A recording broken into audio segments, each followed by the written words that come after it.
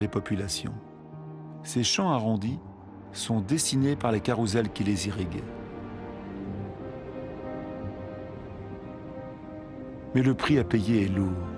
Ces eaux fossiles ne se renouvellent pas ou très peu.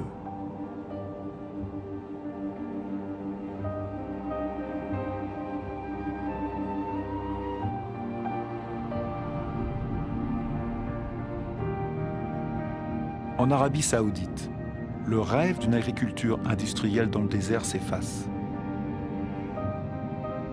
Ces points clairs qui semblent posés sur un parchemin sont les traces des parcelles abandonnées. Les carrousels d'irrigation sont toujours là, l'énergie pour pomper aussi, mais l'eau fossile s'épuise.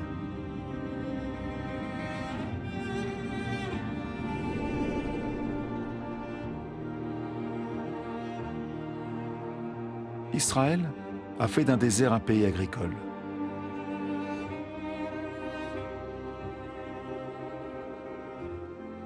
Même si ces serres sont désormais irriguées au goutte à goutte, les besoins en eau ne cessent d'augmenter avec les exportations.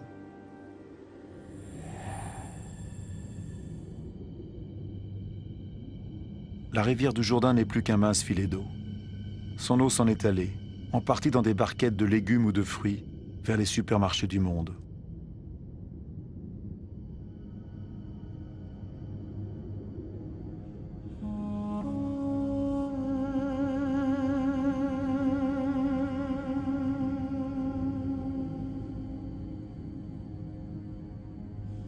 Le sort du Jourdain n'est pas unique.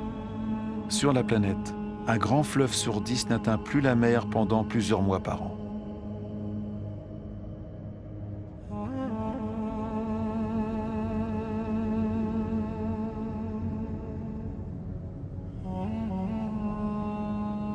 Privé du Jourdain, le niveau de la mer Morte baisse de plus d'1 mètre chaque année.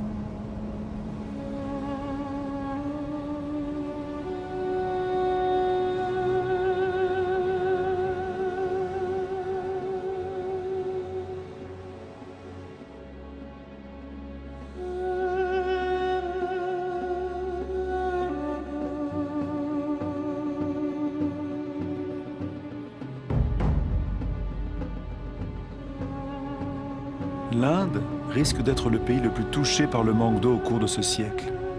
L'irrigation massive a permis de nourrir la population croissante et en 50 ans, 21 millions de puits y ont été creusés. Mais dans de nombreuses régions du pays, il faut puiser l'eau de plus en plus profondément. Dans l'ouest de l'Inde, le tiers des puits a été abandonné. Les nappes d'eau souterraines s'assèchent. Ces immenses réservoirs recueilleront l'eau de la mousson pour recharger l'eau des nappes.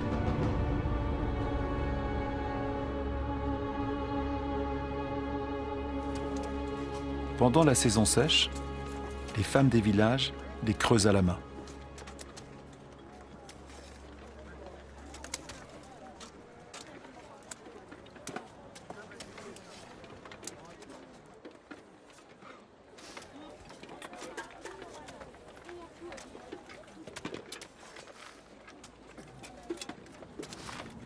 À des milliers de kilomètres, on dépense 800 à 1000 litres d'eau par jour et par personne. Las Vegas a été créé en plein désert. Des millions de personnes y vivent. Des milliers d'autres les rejoignent chaque mois. Les habitants de Las Vegas sont parmi les plus grands consommateurs d'eau au monde.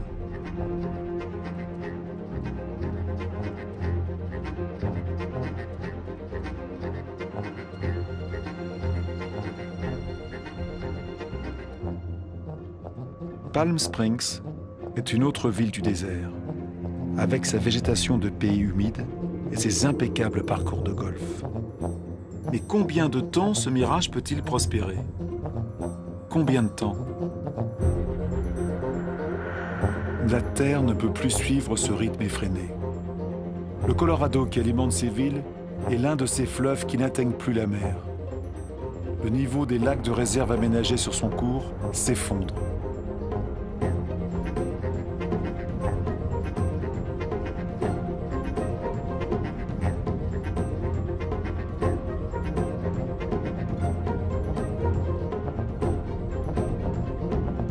le manque d'eau